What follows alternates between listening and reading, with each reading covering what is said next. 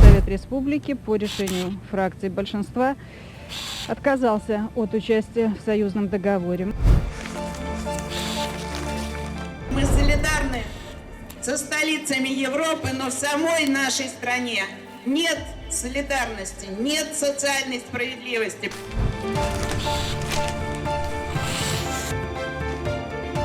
I think it is not the way Europe has to go. Either Europe will become Europe of cultures or Europe will die. And cultures are much more than 27 or 23.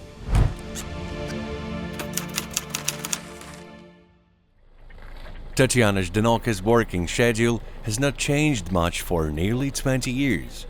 She lands in Riga on Friday and on Monday takes a flight to either Brussels or Strasbourg, depending on whether committee meetings are planned or the general plenary one. This week was super. Very serious. 2 interventions. 3 interventions. 3 and 1 more online with Sofia. The last week was very intense. There were 3 interventions at the European Parliament. One on the situation of the Russian language school children in Latvia, who won't hear their mother tongue for their lessons starting from this year. The second, that the notion of European citizenship is to enable to solve the problems of mass statelessness in Latvia. The third was the response to the Ursula von der Leyen's speech on State of the Union. 4 times I was elected to the European Parliament. The program of my party contained the slogan of Charles de Gaulle, Europe from Lisbon to Ural. To our regret, it was in 2004 a real opportunity. Now it is lost opportunity. And the characteristic of modern history. Tatyana Zhdanok was elected to the EP in 2004. Then she was re-elected 3 more times, in 2009, 2014 and 2019. For almost 17 years, she was a member of the Greens Free European Alliance political group, in which representatives of various national minorities of the EU, including Basques, Catalans, Galicians, Scottish, Welsh, Corsicans, worked in coalition with the Greens. It was in 2022 when Zhdanok had to leave the group after she, the only member of the Eastern Europe, voted against the EP resolution calling to supply arms to Ukraine. The President of Ukraine, His Excellency Volodymyr Zelensky. When the European Parliament was applauding the President of Ukraine, she didn't join the majority and remained sitting, which immediately caught the attention of the Latvian media and Latvians on social networks. It has no general power as regards minorities. As of now, Tatyana Zhdanok is an independent member of the European Parliament. Doctor of Mathematics, a lecturer at the University of Latvia with 15 years of experience, she came into politics in the late 80s, when perestroika in the USSR began to raise more and more doubts, whilst the country was going into disarray. But many, and not without reason, believed that it was possible to preserve a single economic space and a social state. As for interethnic relations, they had to be regulated.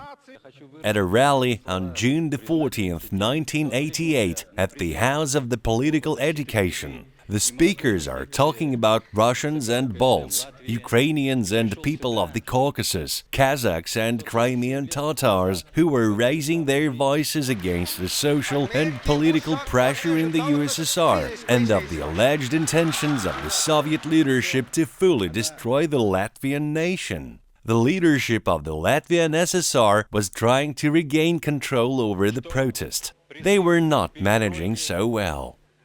It is already irrelevant that all that was said didn't correspond to the historical truth. The street is starting to impose a model of behavior to the authorities.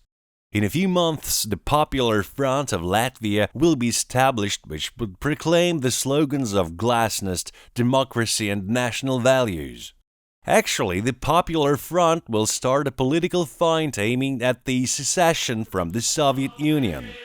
At the source of all the misfortune of Latvia was declared the Molotov-Ribbentrop Pact, which was a non-aggression treaty between the USSR and Germany of 1939, as a result of which military bases of the Red Army were first located on the territory of Latvia, and later, when Hitler captured almost all of Europe, the Republic was incorporated into the USSR.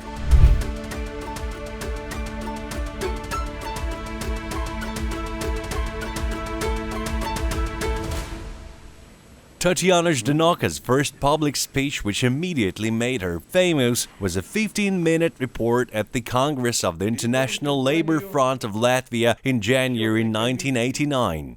The Inner Front was created as a parallel organization, in many ways alternative to the Popular Front, which had been established 3 months previously with its nationalist position. The Popular Front's program demands to recognize the status of the native nation of Latvia for Latvians. However, the notion of a status is judicial, which envisages some privileges that other nations do not have. A nation is composed of individuals. Does it mean that individual representatives of the Latvian nation will have privileges over representatives of other ethnic groups? Zhdanok's speech dedicated to interethnic relations and their history in Latvia, the issues of education and the use of languages was interrupted by applause 9 times. Nagorno-Karabakh was already seething. A pogrom and massacres shook Sumgait. The USSR gained its first bloody experience of large-scale clashes on interethnic grounds. Zhdanok reminded that the dehumanization of people of a certain nationality leads to once they are equaled to some biomass. I would really like that such evil cliches as limps of grey mass, people without roots, people who have broken away from their culture and have not attached themselves to another, to quickly disappear from the pages of newspapers and from the airwaves. If we talk about extremes, then nationalism is more dangerous than the complete absence of national aspiration, as evidenced by the bloodshed in different parts of the globe, including most recent events in our country. Soon after the founding assembly of the Interfront, it was labeled as a foe of progress, democracy, and the Latvian nation. Zhdanok, in return, received warm support and love from some people and hatred and insults from others. She was forced to quit her work at the university. Her new life as a politician began. Here are the photos of my parents. My father, Arkady Yakovlevich Hassan. My mom, Tamara Ivanovna. Her maiden name was Bernitskaya. Hassan ain't married. They both studied in the same class at a school in the city of Valdai. Tatyana was born in Riga. She finished school here with a gold medal and entered the Department of Physics and Mathematics at the Latvian University. She got married to the person she studied with. In 1980, she received a degree as a candidate of physical and mathematical sciences. She defended her thesis in Donetsk. She belonged to the school of the famous academician Kolmogorov. Then she went on a year-long internship in France, where she developed her doctoral thesis. Her mother, Tamara Ivanovna Bernitskaya, was a teacher of mathematics. The roots of the Bernitsky family are in Valdai, famous for its bells for centuries. The bells are now more commonly found in the museums, as they have not been produced here since the 1920s. But the dynasties of bell makers are remembered and honored here. People representing other professions take part in the procession at the city festival.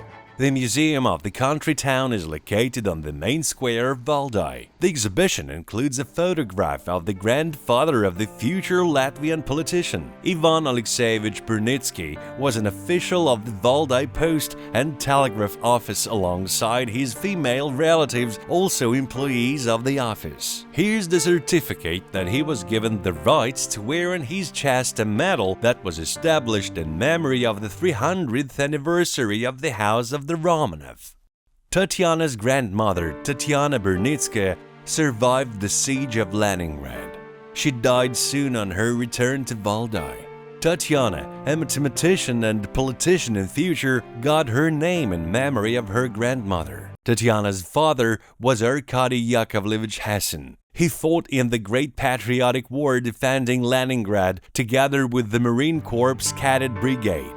In 1944, he was fighting on submarines, having graduated from the Frunze Higher Naval School, which was evacuated from Leningrad to the Caspian Sea. Being a specialist in the field of radars, he made a great contribution to the technical development of Soviet television. He was an author of 250 scientific publications, 16 monographs, laureate of the USSR State Prize. The fact that Arkady Yakovlevich's mother happened to be in Soviet Russia at the time of the war saved her family from annihilation. She was born in Razokne, which was known as the town of Brezhica of Vitebsk province before the revolution. All her numerous relatives who stayed in Latvia were annihilated as Jews. I got a document from the archive stating that in October 1941 they were re-registered in the ghetto. The grandmother was searching for her parents, sisters, brothers when she returned to Riga after the war. He managed to find their housekeeper, who told her that she was sneaking some food for them to the ghetto. I understand that they are in the mass grave in Rumbala. Other brothers and sisters lived in different towns of Latvia, where they ran their businesses, and they all vanished, all perished in the time of the Holocaust. The inhabitants of the Riga Jewish ghetto were exterminated on November the 30th and December the 8th, 1941. During these 2 days, more than 25,000 people were shot in the Rumbala forest. The order was given by SS Obergruppenführer Friedrich Jackeln, who had arrived to Riga from Kiev. It was he who developed his method at Babi Yar known as stacking sardines, when in order to save space and time, prisoners were laid in layers, shot, and the following were laid on top of the killed. Jackeln was tried in 1946 in Riga and executed by hanging in the Victory Square together with some other Nazi criminals. It was in 2020 when a Latvian politician from the ruling coalition, a journalist by profession, Vaivis Dzintars, made a documentary about the Latvian legionnaires who fought on the side of Hitler against, as they say in the film, the Red Plague. There's an episode of communication between the heroic Latvian guys and Jackeln. Regarding this episode, Zhdanok turned to the law enforcement agencies. To no avail. The film is still used for the patriotic education of young Latvians. In March 1990, when the release of such a film seemed impossible, elections to the Supreme Council of the then Latvian SSR were coming. Together with her comrades, Tatyana Zhdanok, already a member of the Riga City Council, is fighting for a seat in Parliament. She is recording a campaign video. We have been very successful here in creating the image of the enemy. Let me quote the philosopher Nikolai Berdyaev. Nothing distorts human nature more than manic ideas. If a person is possessed by the idea that all the world's evil is in the Jews, in the Freemasons, in the Bolsheviks or heretics, the bourgeoisie and so on, then the kindest person turns into a wild beast. The Supreme Council is elected with the People's Front representatives having a constitutional majority. Many Russians also voted for them, believing in the democracy of Latvian politicians. They later admit that the Russians were deliberately deceived. It is May the 1st day. Although the day is sunny, we feel anxious. Why? It would seem that a new Supreme Council of the Republic has been elected, which will begin work in a day. The new majority in this very Supreme Council declared itself to be Democrats, progressive forces of light. Однако However, democracy is judged on the merits of decisions. решения именно по существу решений. The new Supreme Council of the Latvian SSR held the first sitting on May 4, 1990. They renamed themselves the Supreme Council of the Republic of Latvia and adopted the Declaration of the Restoration of State Independence. The declaration was based on the concept of restoring the independent Republic of Latvia, which the USSR allegedly occupied for half a century in 1940. The Equal Rights Group, which included Tatyana Zhdanok, didn't take part in the voting, calling it unconstitutional. The leader of the group, economist Sergei Dimenis, gave the following explanation of the difference in the approaches between the Popular Front and the opposition. We're trying to prove that Latvia was not occupied, but incorporated. That is, what are we talking about? The fact that the power structure that has existed in Latvia over the last 50 years does not give ground to talk about occupation. The USSR still existed, but the Baltic states were already breaking away. In addition to probably the most discussed topics of the citizenship, there were questions of the economy, privatization, and property rights. Mass actions of national radicals are taking place in Dome Square, putting pressure on the authorities and demanding the liberation of Latvia from civilian occupiers. That's how they called the Russian-speaking people who moved to the Republic during the Soviet period. People do not have firm guarantees, and many do not see any social and economic prospects. This is what worries me, and most importantly, it is difficult for me to answer since I, being elected to represent on the one hand voters of the Supreme Council, on the other hand, I bear no responsibility for the government's policies. I'm a representative of the opposition. The Supreme Council members belonging to the Equal Rights Group were active in the media. Together with Tatyana Zhdanok, Konstantin Matveyev, a legal scholar, participated in discussions about citizenship and the criteria to obtain it. Dr. Boyers spoke about loyalty to the Republic of Latvia. In our opinion, extremely clear, defined criteria are needed here, and any vagueness in terminology should be excluded. Only respect for the law and the Constitution. In our opinion, there cannot be any other criteria for loyalty.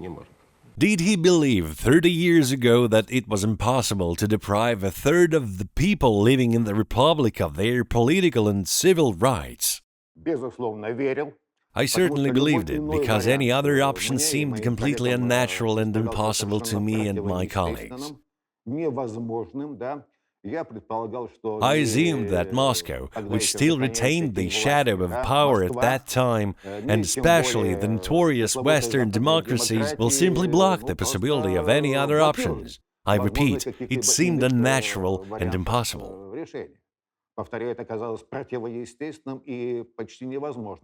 The January crisis of 1991, the events in Vilnius and Riga, the deepening of confrontation both in Latvia and in other republics, and consequently the State Emergency Committee, the events of August 1991, which were dubbed as a failed putsch.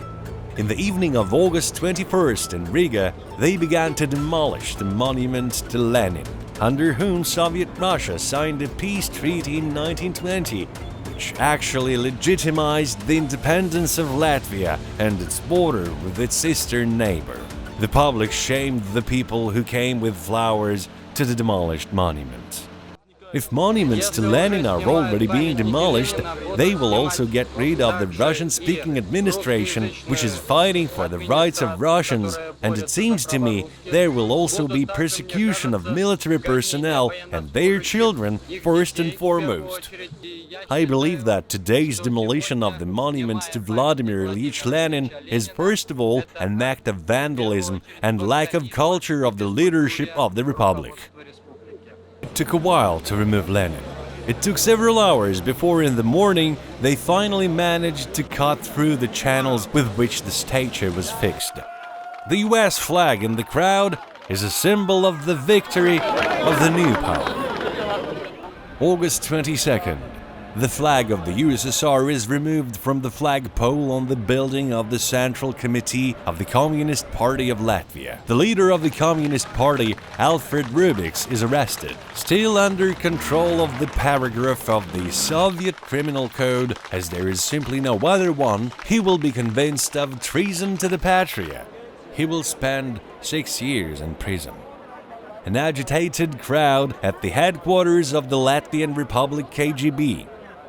Forceful structures of a new power are not letting the crowd burst into the building. Every Czechist is a criminal, reads the inscription on the poster. Latvijas mūrnieks, gledotājs saucamais Kenijās, Cūka.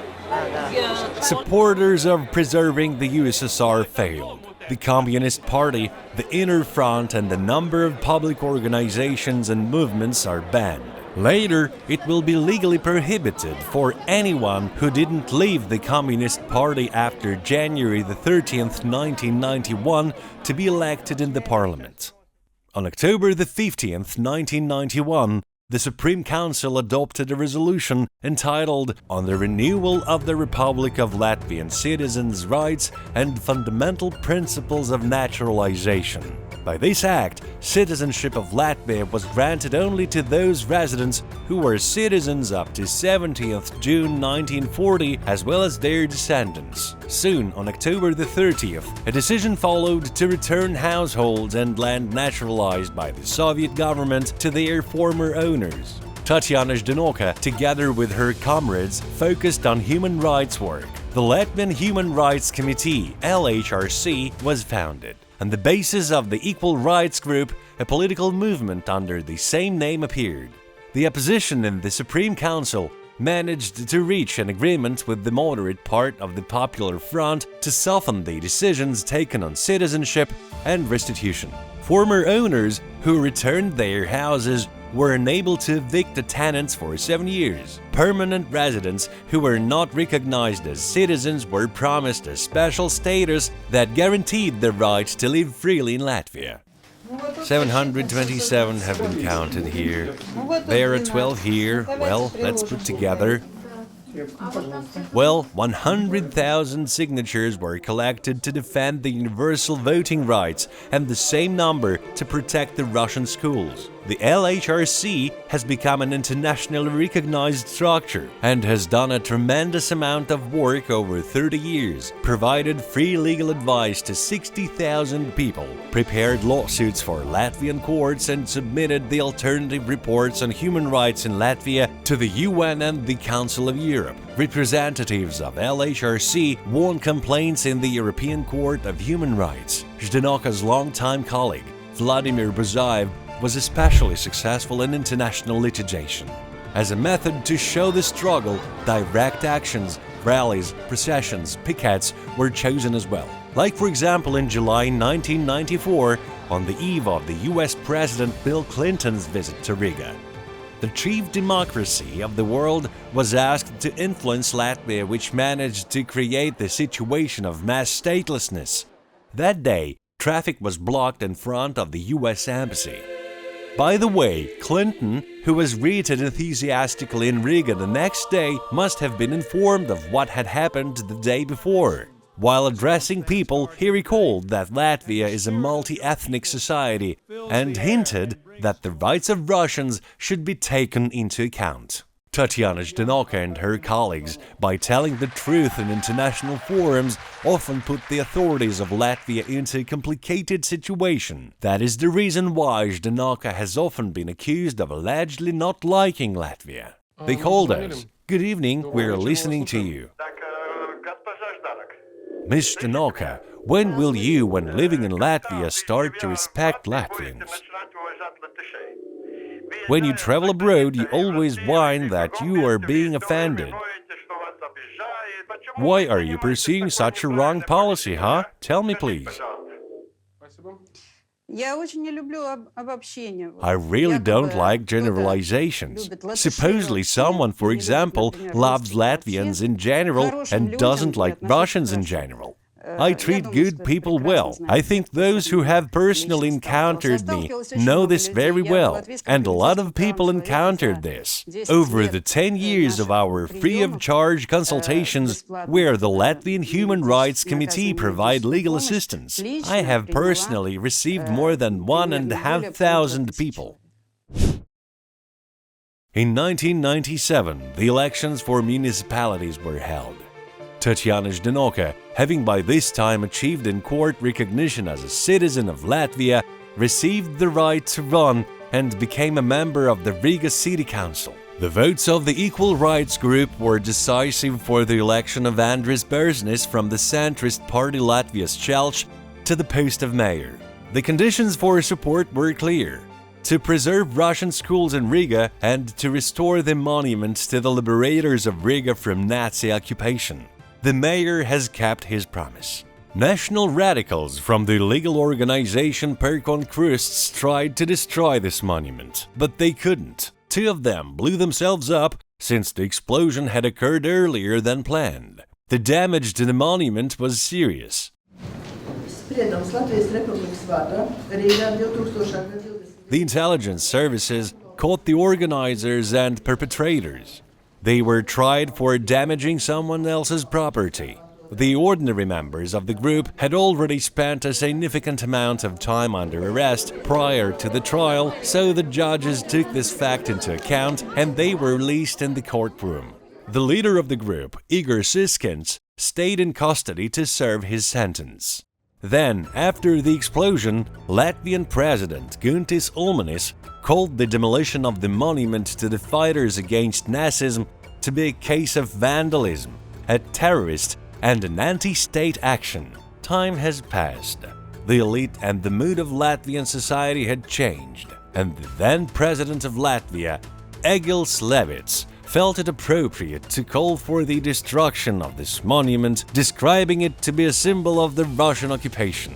The head of the state managed to do what the nationalist Siskins had failed to do 25 years before. Being an active and uncomplained politician, Tatyana Zhdanok was an obstacle, and her foes got a handle on her.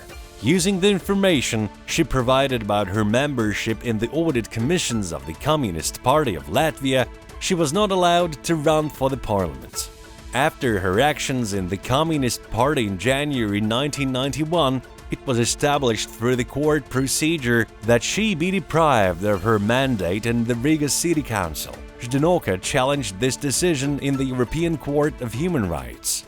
There, her interests were represented by British lawyer and international law specialist Bill Bowring. And then when Tatyana was refused the possibility of being a candidate for the parliamentary election, we decided to make a complaint to the European Court of Human Rights. So I already knew her very well and had been working with her. And because I had, during the 1990s, I took a huge number of cases against Turkey on behalf of Kurds. And then from 1990... Bill Bowring didn't try to persuade the court that Zhdanok had the right to stand for elections. He based his defense strategy on the opposite. If she cannot run, then people who want to vote for her will be deprived of such an opportunity. You know, but as I said, there was nothing against Tatyana, actually, as a matter of fact. And she'd always been a loyal citizen of Latvia. And her Latvian is better than most people's Latvia. And like I said, her family goes back before the Second World War, a Jewish family.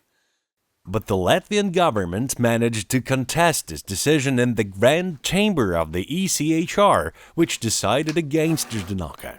The main argument of the state was that political restrictions are temporary, since they are not included in the recently adopted law on elections of the European Parliament. Being deprived of her elected member's status, Tatyana Zhdanok continued her political activities. To run for the parliamentary elections of 1998, 3 left-wing parties created the Political Association for Human Rights in the United Latvia. It was led by co-chairs, former Foreign Minister Jānis Jurkins, Harmony Party, Tatyana Zhdanok, Equal Rights Party, and Alfreds Rubiks, the leader of the Socialist Party. The Equal Rights Party was consistent. It advocated for the preservation of education in Russian at all levels, for the recognition of the Russian language as an official in those municipalities where Russian speakers made up at least 20%, for the unconditional granting of Latvian citizenship to all non-citizens, and against Latvia's entry into NATO. The Equal Rights Party and the neutrality movement it created demonstrated particular anti-war activity when NATO forces attacked Belgrade. The protests were directed not only against the bombing, but also against the Latvian government's unconditional support for the US actions. The stance has never changed. We are for the neutrality of the country. Regarding the European Union, a certain opinion, in particular my personal one, was expressed a year ago.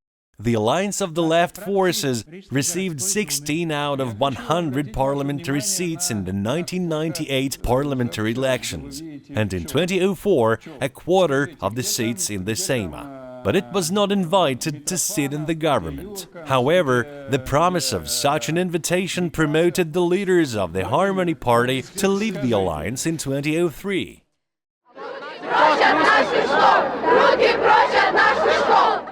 According to the law adopted in 1999, secondary schools in Russian had to be completely moved to the state language of instruction from September 1st, 2004. Headquarters for the protection of Russian schools is founded. In the spring of 2003, mass protests began. The anthem of the school revolution was based on the music of The Wall by Roger Waters and the Pink Floyd group.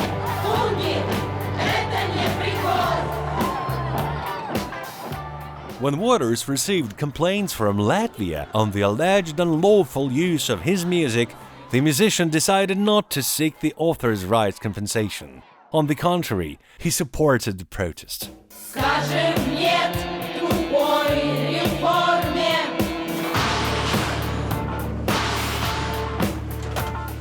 Being elected to the European Parliament in summer 2004, Tatyana Zhdanok, already in her new status, began to actively seek support from fellow European parliamentaries, as well as to turn to international institutions. We turned to Commissioner Doran Redding, who is in charge of education and culture, and Commissioner Vitorino, in charge of the sphere of human rights. That's why Europe received our message. On the day when the law came into force, major actions organized by the headquarters for the protection of Russian schools were held in Riga. A mass rally in Zadvinia, at the end of which several activists chained themselves to the door of the Cabinet of Ministers, demanding dialogue with the government. No dialogue followed. Shame! The police cut the chains with wire cutters and the protesters were taken to the police station. However, a compromise with a variant of secondary school education was adopted. 60% of subjects should be taught in the state language, 40% in the native language. The pressure on Russian schools continued, but an official truce was established for 15 years.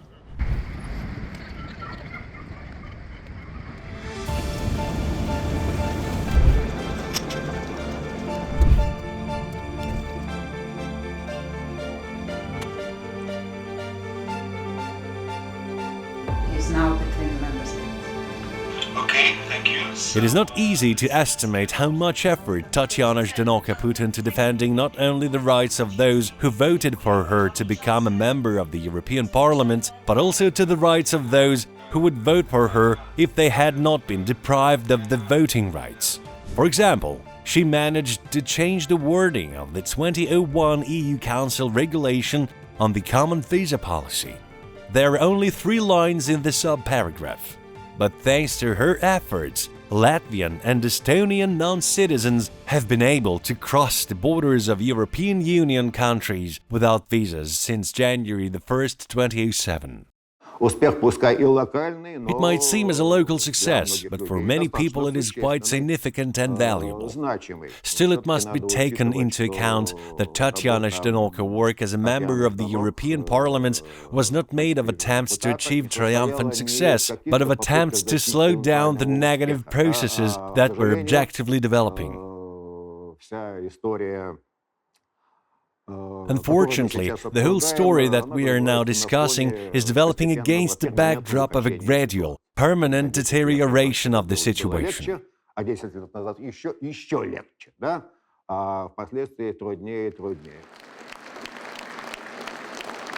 Tatyana Zhdanok had a platform at the European Parliament which significantly helped her entire party to stand up for the interests of voters. The government was mistaken, expecting that having obtained the opportunity to be in Brussels, after many years of being deprived of political rights, she would calm down and stop fighting. We prepared and organized this meeting of the inner group specifically dedicated to Latvia, or more precisely to the Russian-speaking minority of Latvia, on issues of education and statelessness. Working in the European Parliament's Foreign Affairs Committee and at the same time in the Civil Liberties, Justice and Home Affairs Committee, she was always at the epicenter of events and in places important from a human rights point of view. This is Tallinn after the Bronze Night in 2007, when a monument to the Soviet soldier was removed from the city center. This is Syria, where there was a war, and she was in Crimea as an observer for the referendum in March 2014. Latvian media then vying with each other, writing that the European Parliament would not reimburse Zhdanok's mission to the peninsula. In fact, they did reimburse. After all, she had a special invitation from the Election Commission of the Autonomous Republic of the Crimea. Back then, the administration of the EU acted strictly according to regulations, but now this is no longer the case. Quite many things used to be different before. For instance, the British, Americans, Poles, and of course Ukrainians as representatives of the former Soviet people who became victors in the most horrible war used to march on the Red Square to celebrate the Victory Day. Около 11 тысяч офицеров отправились на фронт. 14 из них – герои Советского Союза. Среди курсантов – потомки героев-фронтовиков. And the president of Latvia, Biography Freiberger, once not only attended the May the 9th parade, but also personally met with the Russian President Vladimir Putin.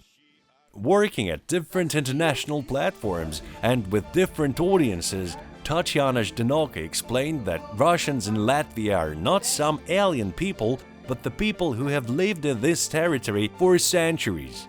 In 2009, the European Parliament hosted the exhibition Latvia's Russian Minority, for which historically verified materials were collected and published in several languages. A year after the beginning of the conflict in Donbass, the Eastern Partnership Summit took place in Riga. Near the building of the National Library where it is taking place, Tatyana Zhdanok decides to hold a public meeting under the slogan "For Europe from Dublin to Vladivostok."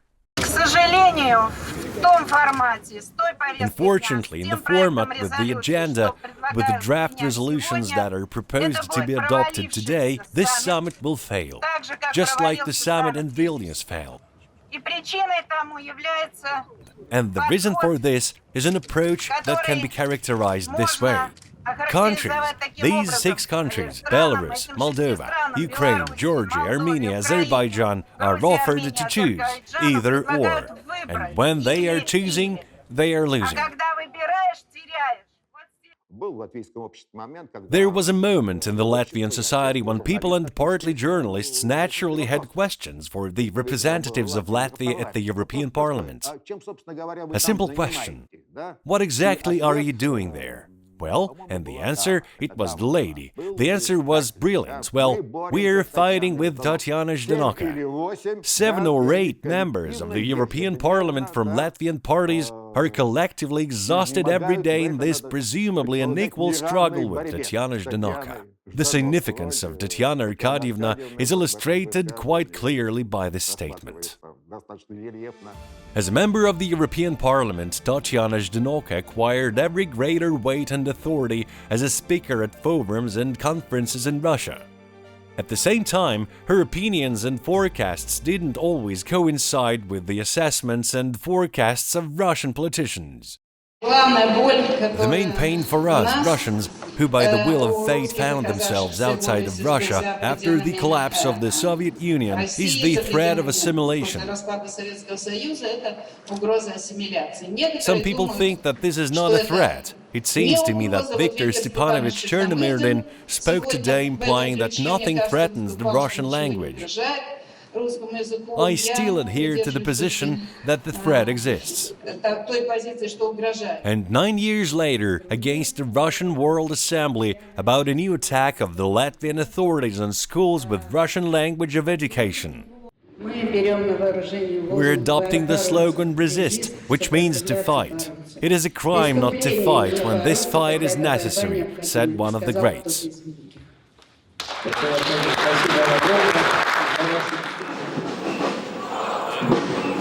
Speaking at the assembly that time, Tatyana Zhdanok already had the status of a suspect in committing a criminal offense, inciting to ethnic hatred.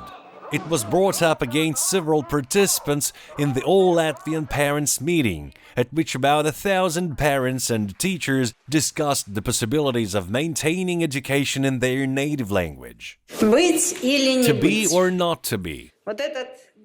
This is Hamlet's question that challenges us today.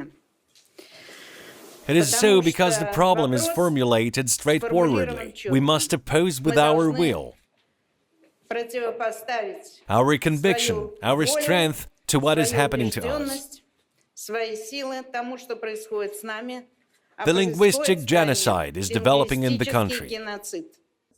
Later, whilst recording the discussion, a famous Latvian journalist asked Tatyana Zhdanok a cunning question.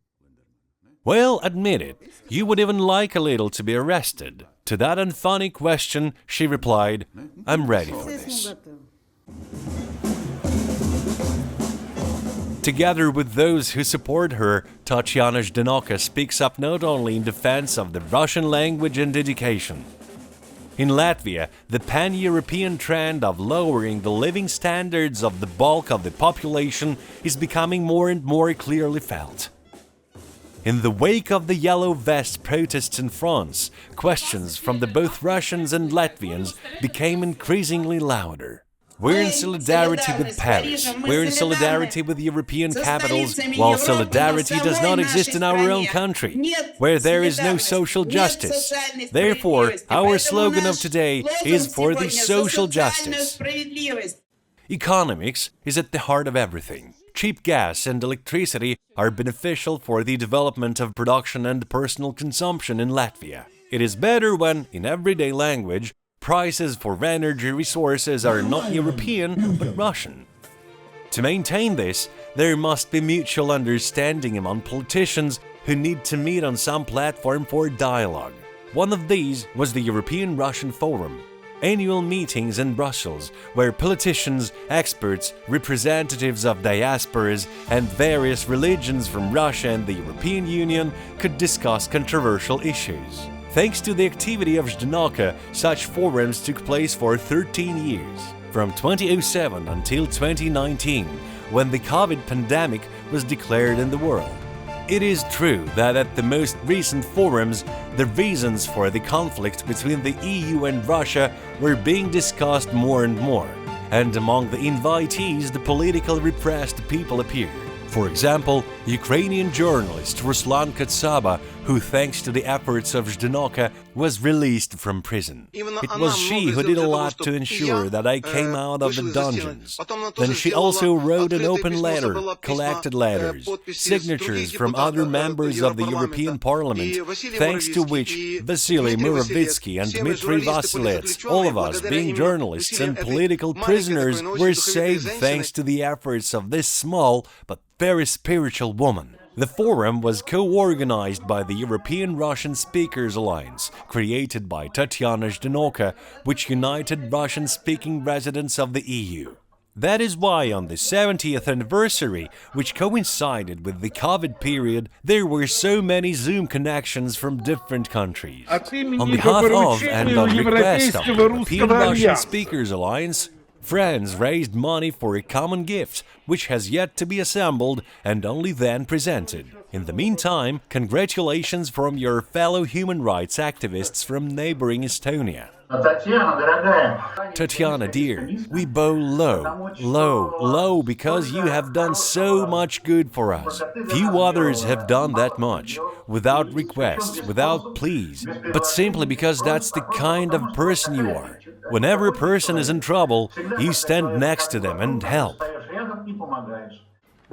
Well, the gift is ready to be presented. We have decided that this terrace was being built to wait for this set of furniture, and it has waited for it for long. Unlike mainstream politicians and the media, not everyone in Europe is susceptible to the Russophobia virus. Western intellectuals are searching for a way out of the conflict in Ukraine. At international conferences, they call for negotiating, not shooting.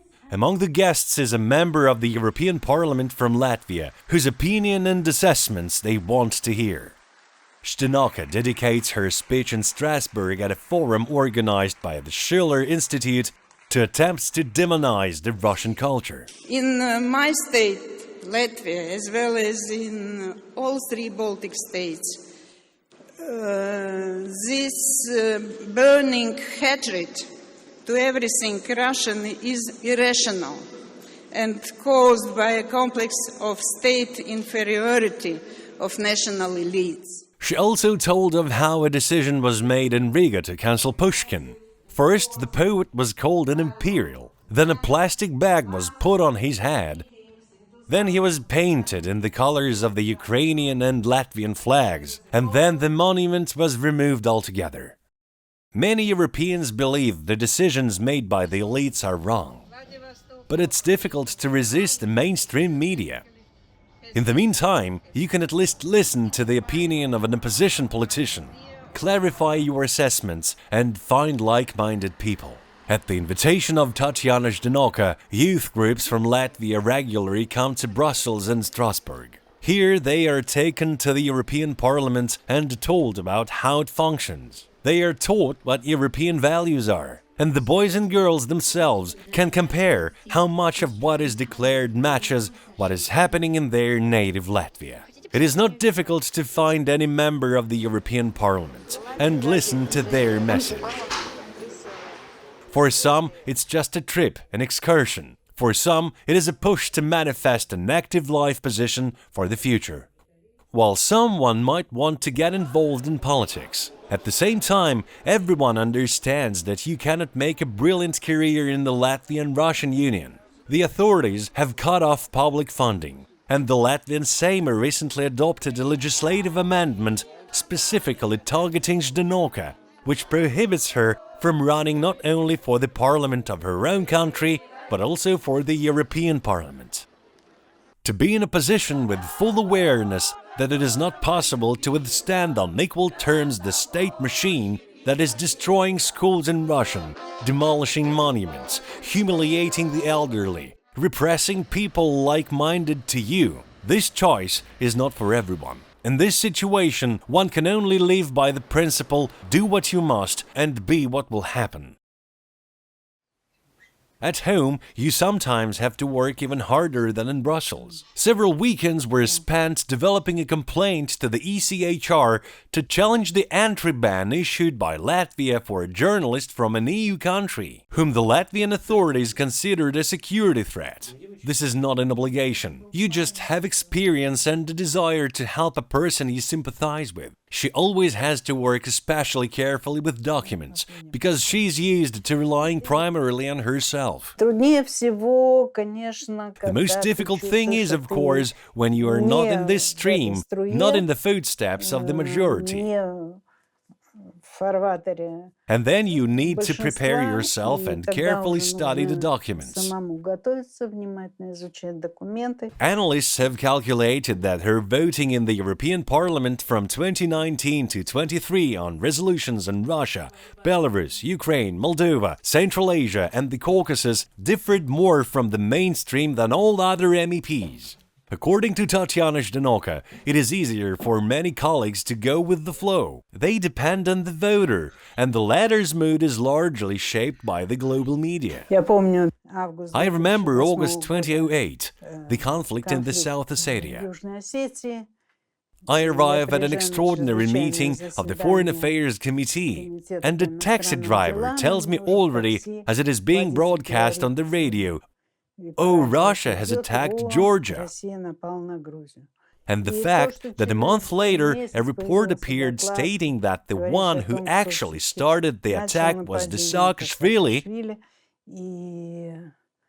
and that Russia's conduct was already a response, and that was the report by European experts, nevertheless is still in the heads and even in the documents of the European Parliament in resolutions referring to this region, still this stamp, "Russia attacked Georgia," remains. Soon the time comes again to pack for a trip. Saint Nicholas, the patron saint of travelers, remains at home. The icon was presented to the European parliamentarian by Patriarch Kirill. His emblem is on the reverse side.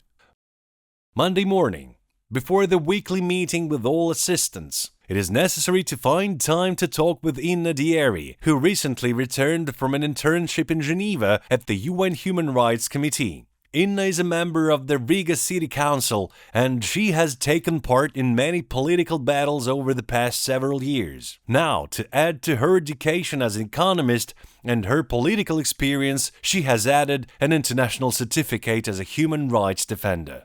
Tatyana Zhdanok passes the baton to her. At the next elections to the European Parliament, Inna will be number 1 on the election list. A strong team is made by a strong leader, and a strong team makes a strong leader. We have both. I'm happy that this is the case. I'm sure we will win. We have to do this. Everything should work out for us. In the meantime, it is necessary to sum up the results of the last week, to plan the next, to discuss current issues, including attacks on one of the Latvian-Russian Union local council members, who is investigating a case when a 5-year-old girl was forced to do squats in a kindergarten because she greeted her friend in Russian. The epic continues. In addition, they are trying to divert people's attention from squats by using various local newspapers to attack our councillor.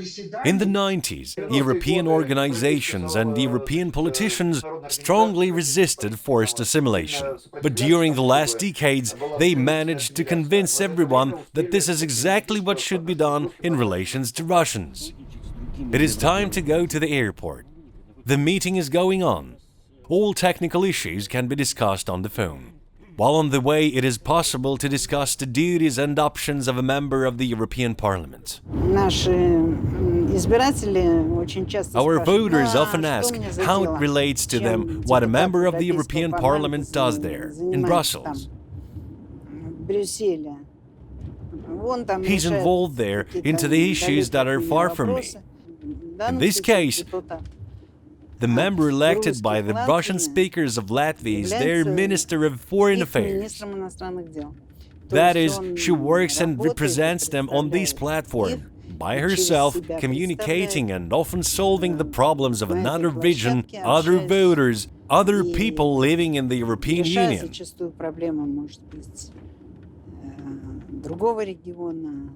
других избирателей, других людей, живущих в Европейском Союзе. but at the same Но time при этом representing the Russians of представляя Latvia. русских Латвии. The European Parliament is not the body where history-turning decisions are made.